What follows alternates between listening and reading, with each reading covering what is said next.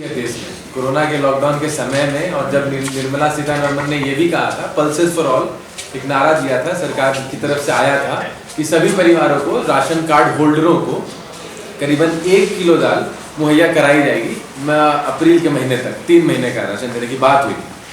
उसी सिलसिले में हमारे सामने कुछ समाचार आया है कि दाल की खरीद फरोख्त में मिल मालिकों को लाभ पहुंचाने के लिए कैसे सरकारी नीतियों में गड़बड़ी की गई, और उनको ये बोला गया मिल मालिकों को कि आप बिना बेस रेट को कोट किए हुए आप दाल की खरीद फरोख्त कर सकते हैं। इसमें हमारे सामने बहुत सारे आंकड़े आते हैं जिसमें हमें पता चलता है कि कम से कम 5.5 लाख टन जो दाल है, और दाल एक अहम आहार है हमारे देश में, जहां हम प्रोटीन के लिए हम 40% लोग, जो भी 40% देश में लोग रहते हैं, उनके लिए दाल ही एक आहार है जिनसे वो प्रोटीन प्राप्त करते हैं और अपने न्यूट्रिशियस लाइफ को मेंटेन कर पाते हैं। और हम ये भी देख पाते हैं कि कैसे 2019 में हंगर इंडेक्स में भारत का पायदान पहले 95 रैंक से अभी 102 के रैंक पे आया है, और कुल मिलाकर के 117 कंट्रीज है। तो हम देखते हैं कि कैसे दाल का एक इम्पोर्टेंस है हमारे देश की अर्थव्यवस्था में भी, और हमारे आहार में भी, हमारे थाली में भी। तो उस चीज़ में जो इतनी बड़ी धांधली हुई है, करीबन 5,000 करोड़ की धांधली हमारे सामने आई है, उसमें जो इन्वॉल्व है वो सरकार की ही सारी संगठन है, सरकार की ही बनाई नीतियां हैं, जिसके लेकर के मिल मालिकों को सीधा मुनाफा पहुंचाया गया। उसी पे विशेष तौर पे चर्चा करने के लिए हमारे साथ श्री वर्गीस हैं, जो बेसिकली रिपोर्टर्स कलेक्टिव से आए हैं, और वो यही न्यूज़ ब्रेक किए हैं बेसिकली, और वायर पे ये चल रहा है, और आप लोग से अभी विस्तार पे ये बात रखेंगे। Hello everyone, my name is Shri Girish Jaliyad, और मैं रिपोर्टर्स कलेक्टिव का मेंबर हूँ और असिस्टेंट एडिटर भी हूँ। I am not very comfortable with Hindi, but I will try my best कि मैं दोनों लैंग्वेजेस को मिक्स करूँ। इफ एट एनी पॉइंट कोई भी चीज़ क्लियर नहीं है तो please do stop me, and I will try my best to translate to sure. So I would like to begin by just saying that मैं एक agriculture reporter नहीं हूँ। I am someone who looks at governance. मैं देखता हूँ कि price discovery और economy के जो जनरल प्रिंसिपल्स हैं वो किस तरह से अक्रॉस सेक्टर्स कैसे लागू हो रहे हैं। So what I have seen, and this has happened across sectors, for example coal में भी हमने देखा है कि ये गवर्नमेंट बेसिकली प्रो प्राइवेटाइजेशन है, which is an obvious fact, but what we have noticed is that there is a tendency to give away assets, national and important assets, away to some people, basically private firms, at a cost that is much less than what it could have achieved. ये हमने कोल में भी देखा था, coal sector में। My colleague तपस्या is here, and मैंने उनके साथ ये इन्वेस्टिगेशन किया था, जहाँ पे हमें ये पता चला था कि कमर्शियल कोल माइनिंग, जहाँ पे इन्होंने कोल सेक्टर को पूरी तरह से प्राइवेट फर्म्स के लिए खोल दिया था without any restrictions. Even foreign companies could now buy coal blocks in India. इसके चलते जो नीलामी हुई थी, इसमें Chhattisgarh state with just 2 coal blocks, जिसको हम कंपेयर कर पाए, would lose 900 crore rupees every year. 900 crore rupees every year, and over the life of the mine it would lose 24,000 crore rupees. Now why I am talking about coal over here is because जो हमने देखा है कि ये government का एक set template है which is being applied across sectors. तो as far as the subject of today's public meeting goes, जो पल्सेस की हम बात कर रहे हैं, and he gave a very good introduction when he spoke about प्रधानमंत्री गरीब कल्याण अन्न योजना, पल्सेस फॉर ऑल, जिसे कहा गया था। It was this government's flagship welfare scheme to tackle the harsh conditions created by its own stringent lockdown. तो इन्होंने free of cost across the country rice, paddy and dal की डिस्ट्रीब्यूशन की बात की थी। तो हमने ये देखा, reporters collective, me and colleague of mine Nitin Sethi, what we noticed is that the pulses that were reaching beneficiaries were of very bad quality. Punjab for example, और ये रिपोर्ट पिछले साल ही हुआ था, had said that जो दाल आ रहा है उनके स्टेट में it's unedible, उसमें pigeon droppings हैं, उसमें पानी घुस चुका है, it's emanating foul smell.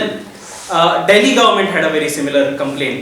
And what we found, we use RTI a lot, तो हमें RTI से पता चला था कि it's not just Punjab or Delhi which are ruled by parties that are currently considered the opposition. It was even Gujarat.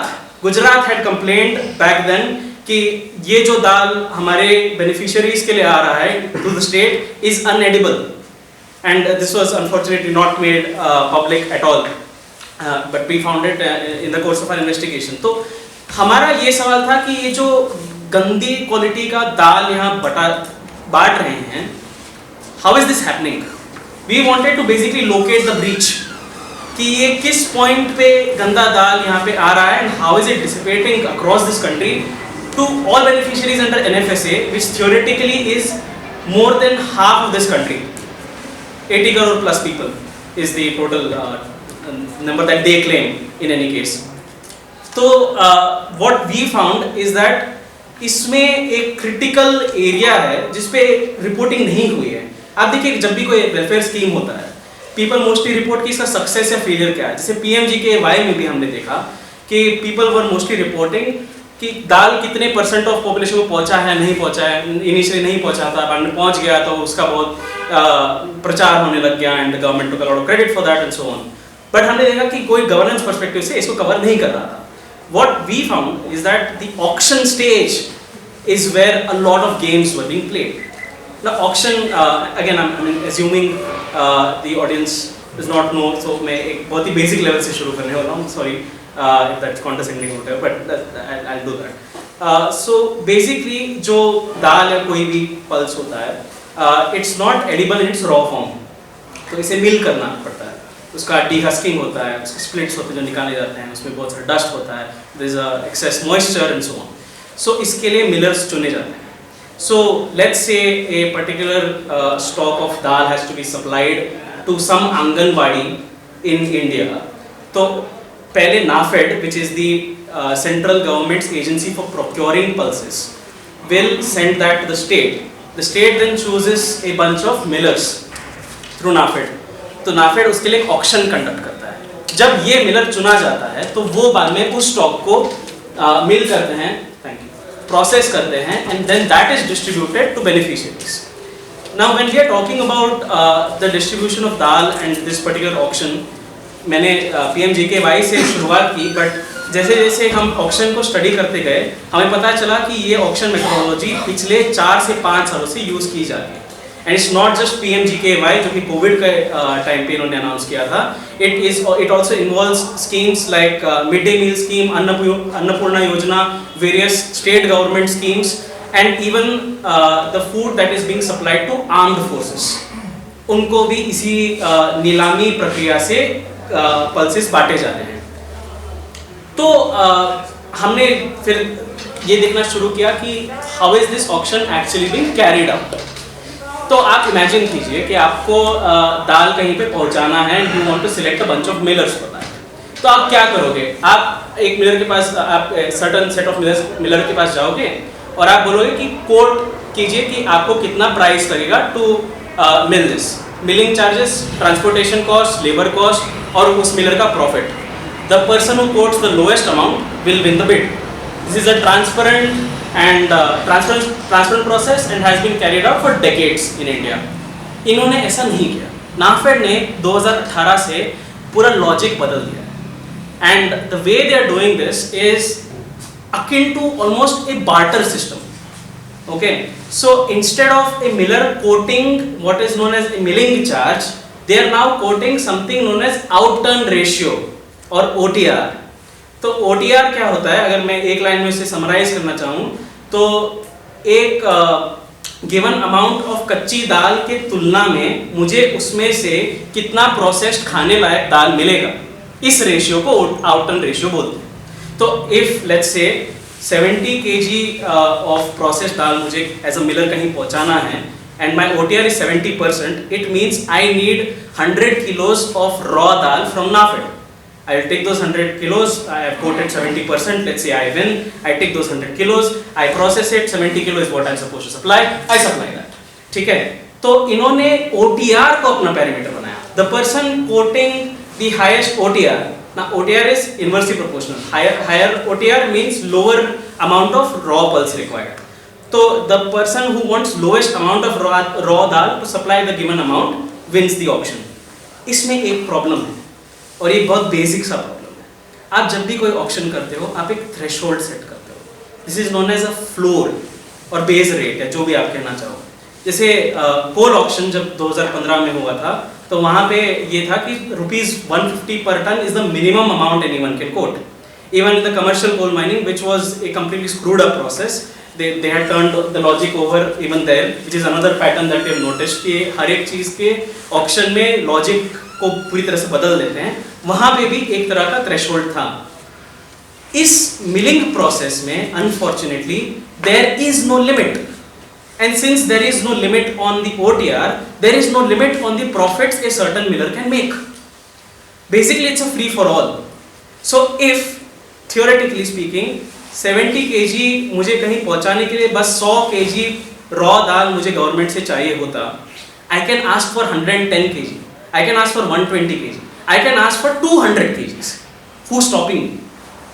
There is nothing that actually stops me. And this is dal, by the way, that is meant for poor people in this country. Basically, this was a daylight robbery of food meant for poor people, facilitated and designed by the government, executed by mill owners, and paid for by every single citizen of this country for the last 4+ years. And this has been going on and still continues to go on. You can check NAFED's website, for example. Another thing, ये auction भी कैसे ये कहाँ पे announce हो रहे हैं. NAFED has basically tied up with a corporation और वहाँ पे सारे announcements हो रहे हैं. And ये corporation भी कौन सा है? It's a company. I won't name it right now because हम उस पे आगे चल के काम करने वाले हैं. But उनका जो auction platform है, it's not a government platform. It's a private platform.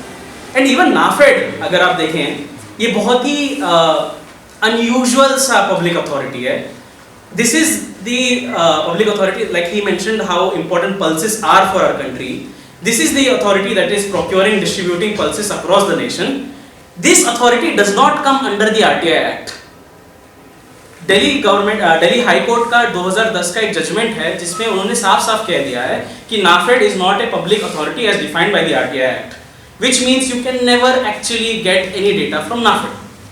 तो nobody actually knows कि किस बेसिस पे OTR आप अप्रूव कर रहे हो, since there is no threshold, किस बेसिस पे ये कहीं भेजा जा रहा है, इसको कौन ले रहा है, किसी को कुछ नहीं पता है. And we try to dig it out and I was honestly very surprised. I didn't know that NAFED is not considered a public authority. I was very surprised कि ये तो RTI के अंडर आते ही नहीं है. How the hell do we find something like this? तो we started going and looking around for files related to PMGKAY.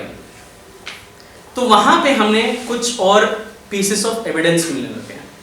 An important piece of evidence was the Department of Expenditure, जो कि finance ministry में है, उन्होंने एक recommendation दिया था कि PMGKY का जो टोटल कॉस्ट है, we should be calculating this based on indicative OTR. Doing this would expose what is happening for all this while, at least in that one scheme. Department of Consumer Affairs, which is the administrative department of PMGKY, overturned this suggestion and they said जैसा चल रहा है चलने दो. And this is on file. This is that one piece of evidence where we got, till now we were thinking that it's only NAFED, वो villain है हमारे कहानी का. अब यहाँ हमें पता चला कि इसका ऊपर कोई और puppet master बैठा है, which in this case at least is the Department of Consumer Affairs.